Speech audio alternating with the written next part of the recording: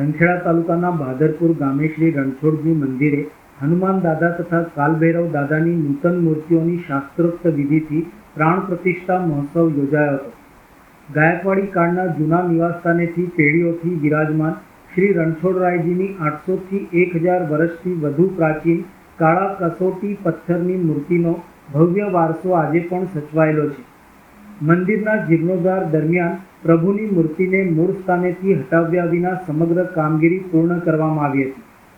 શ્રાવણ સુદ 14ના પાવન દિવસે મંદિરના શિખર ઉપર સુવર્ણ તાંબાના નૂતન કળશની સ્થાપના, ધ્વજારોહણ, હનુમાનજી તથા કાલભૈરવ દાદાની પ્રાણ પ્રતિષ્ઠા તેમજ શ્રી રણછોડરાયજીનો પંચામૃત મહાઅભિષેક અને મહાપૂજાનું આયોજન કરવામાં આવ્યું હતું.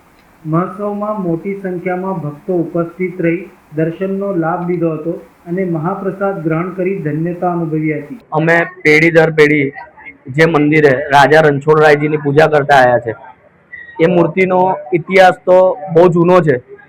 પણ અમે જ્યારે આ મંદિરનો જીર્ણોદ્ધાર કરાવ્યો અને કાકા મારા કુટુંબીજનોને બધા ભેગા થઈને જીર્ણોદ્ધાર કરાવ્યો, ત્યારે અમુક પત્રો મળ્યા છે. એ પત્રો લગભગ 150, 200 કે 250 વર્ષ જૂના છે.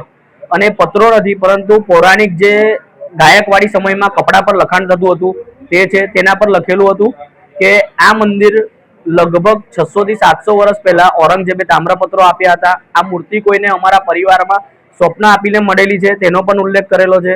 એટલે અમારા પાસે પત્રો અને તામ્રપત્રોથી લઈ બધી વસ્તુ હયાત છે. અમે આ મંદિરનો જીર્ણોદ્ધાર કરાવતા એક કાલભૈરવજીની મૂર્તિ અને એક હનુમાનજીની મૂર્તિ બંનેની પણ સ્થાપના કરી છે.